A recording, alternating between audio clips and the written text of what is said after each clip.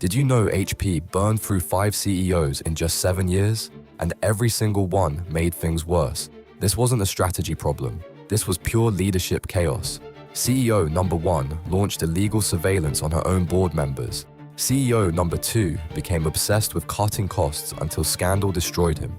CEO number 3 tried to kill their entire PC business, then panicked and reversed course when the market freaked out. This wasn't bad luck.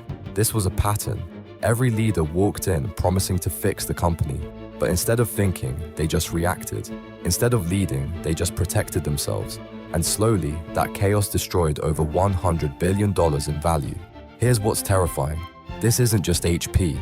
This is what happens when leadership breaks under pressure. Fear makes decisions instead of logic. Panic drives strategy instead of vision. The real question is this: how many companies are running exactly like this right now? And would you even know if yours was one of them?